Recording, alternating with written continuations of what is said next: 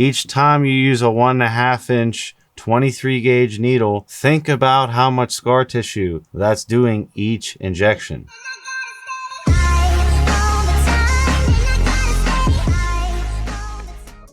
What is up, everyone? It's Russo. I hope everyone is doing well. Today's ASMR sip is 1907. Check out 1907water.com. Coupon code Russo. ASMR Spritz Intelligent Elephant Carbon. Oh, those Spritz noises. Young LA, code Russo. All other links, sources, plugs in the description below. All right, I'm going to be talking about the #1 injection mistake, and it's not really a mistake, but it's a new way of injecting, and that's the utilization, obviously, of slin pins. You can pin oil through slin pins. 27 gauge 1/2 inch, you can pin oil just fine. The reason I say this, especially if you're going to be on TRT for the rest of your life, each time you use a 1.5 inch 23 gauge needle, think about how much scar tissue that's doing each injection. Now, total the amount of injections you'll do throughout your life into the same body.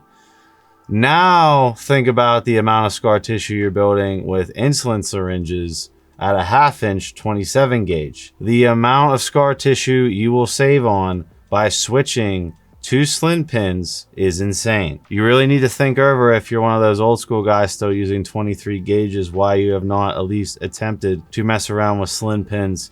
First off, it's painless. 23 gauge, there's gonna be some pain. It's not that bad, right? It's not that bad, but there's gonna be some pain. 27 gauge, I don't notice at all. It's literally painless. And if you're using more than 3 cc's of gear, I get it. You gotta use bigger syringes, not after you. But if you're maintaining, if you're cruising, if you're using under 3 cc's of gear, I don't see the need to pull out the bigger syringes. And it's like, you may be fine in your early 20s using those big needles, but Andrew, like, I know older guys that, like, their shoulders like a block of wood that they have to, you know, slice through because they've been jabbing the same areas. You know, they're like 40 something now still jabbing, and they've been jabbing the same areas since they were 20 with those big needles. Now imagine if they use slin pins. I doubt that would be the case. I really do.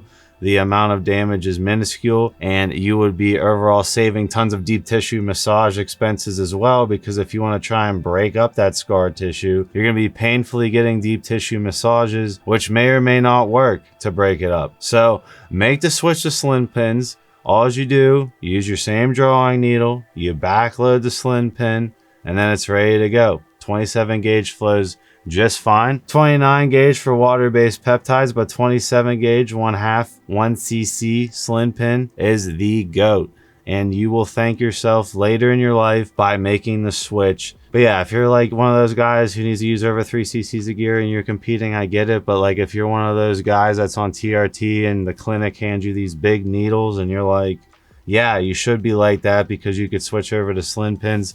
Save yourself the injection pain, save yourself the scar tissue. Don't have to go get deep tissue massages to break up the scar tissue. And when you're 50 still pinning, you won't have awkward lumps that deforms the muscle in bodybuilding competitions. This is all things you need to take into consideration when picking your syringe size. I'll see you guys in my next video.